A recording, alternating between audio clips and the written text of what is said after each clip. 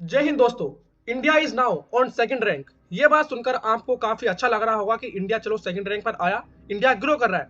But अगर मैं आपको ये बता दूं कि मैं इसे किस कंटेक्स्ट में कह रहा हूं तो आप भी शॉक हो जाओगे। आप सोचोगे कि क्या चल रहा है देश में, क्योंकि जिस तरीके से देश की पॉपुलेशन बढ़ रही है चलो कोई बात नहीं, बट जिस तरीके से अनएम्प्लॉयमेंट बढ़ रही है देश में वो सबसे बड़ा कंसर्न बना है आज के टाइम पर भारत में, क्योंकि इंडिया के जो लोग हैं वो अपने देश को छोड़कर बाहर जा रहे हैं। इसके पीछे सबसे बड़ा कारण है unemployment, better life opportunities, inflation और द एजुकेशन सिस्टम।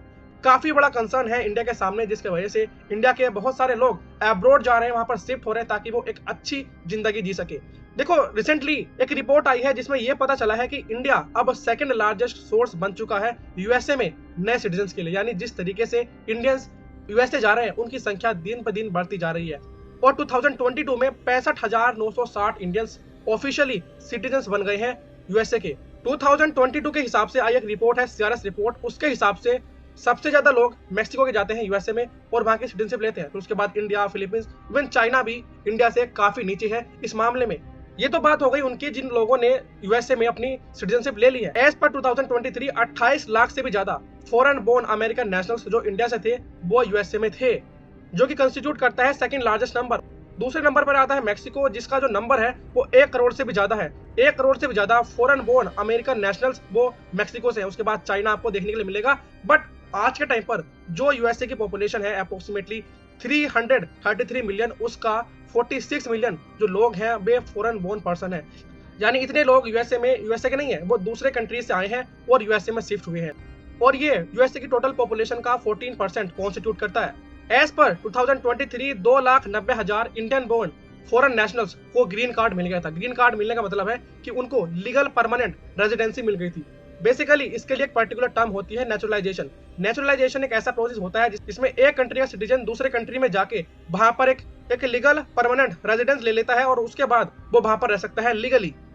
इस नंबर को देखने के बाद कंसर्न तो उठता है, बट जब हमारे इतने सारे इंडियंस जाते हैं यूएसए और उसमें पता चलता है कि वहां पर आज एक लड़के की मौत हो गई, आज एक स्टूडेंट की मौत हो गई, आज उसकी मौत हो गई, तो एक काफी बुरा लगता है। 2024 में मार्च तक आप देखोगे तो 9 स्टूडेंट्स की जान चली गई है। ये ऐसा बिल्कुल भी नहीं है कि ये बीमारी से हुई है, बल्कि ये हुई है रेसिज्म की वजह से, जो यूएसए में काफी ज्यादा कॉमन है। और एनालिस्ट का कहना है कि बाय 2025 जितने भी इंडियन स्टूडेंट्स अब्रॉड जाने वाले हैं वो स्पेंड करेंगे 70 बिलियन यूएस डॉलर।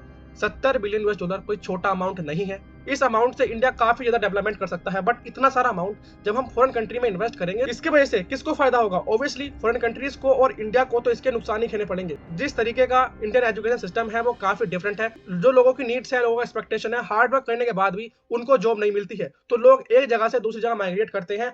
और ये सबसे बड़ा कंसर्न है आज के टाइम पर इंडिया के लिए। रिसेंटली एक रिपोर्ट आई थी आईएलओ की। आईएलओ मतलब इंटरनेशनल लेबर ऑर्गेनाइजेशन। उसमें यह कहा गया था कि 83% जो इंडियन यूथ है वो जॉबलेस है। 83% कोई छोटा मोटा नंबर नहीं है। 83% यूथ इंडिया का जॉबलेस है। अगर आप पर्टिकुलरली आईआईटी दिल्ली की बात करो तो 22% स्टूडेंट्स ऐसे हैं जिन्होंने आईआईटी दिल्ली से अपनी एजुकेशन कंप्लीट किया, बट उनको प्लेसमेंट नहीं मिल रही है। वो इतनी मेहनत करने के बाद भी बेरोजगार घूम रहे हैं सड़कों पर। कुछ सालों पहले इंडियन गवर्नमेंट ने एक पॉलिसी लाई थी, make in India policy. Make in India policy basically manufacturing sector में ग्रोथ लाने के लिए, और ये कहा जा रहा था कि ये पॉलिसी ऐसी होगी जो इंडिया को पूरी तरीके से बदल कर रख देगी, इंडिया में एम्प्लॉयमेंट बढ़ाएगी और जीडीपी में भी इंडिया काफी ज्यादा राइज करेगा। सितंबर 2023 में इसके 10 साल पूरे हो गए और गवर्नमेंट अब इसके बारे में कोई बात नहीं करती। जब ये आया था तो गवर्नमेंट ने कहा था कि ये 12 से लेकर 14% तक पर एनम मैन्युफैक्चरिंग सेक्टर में ग्रोथ देगा। 25% तक का शेयर मैन्युफैक्चरिंग सेक्टर देगा जीडीपी को बाय 2022, और 100 मिलियन जॉब्स की बात की थी गवर्नमेंट ने। अगर मेक इन इंडिया पॉलिसी आती है तो ये 100 मिलियन पीपल्स को जॉब देगी बाय 2022, बट ग्राउंड रियलिटी में चीजें कंप्लीटली डिफरेंट है। इस पॉलिसी का एक भी टारगेट अभी तक पूरा नहीं हुआ। Even a single target is not achieved. जो मैन्युफैक्चरिंग सेक्टर की ग्रोथ रेट है वो एवरेज है। 2013-14 से जस्ट 9.5 पर ही आपको देखने के लिए मिलेगी। और कुछ ऐसा ही हाल मैन्युफैक्चरिंग सेक्टर के शेयर का है जीडीपी में। ये स्टैग्नेंट है। 16.4% इन 2022 तक की बात हुई थी। गवर्नमेंट ने कहा था ये परसेंटेज 25% तक जाएगा, बट ग्राउंड रियलिटी में एक्चुअल में नंबर 16.4% तक ही रुका हुआ है।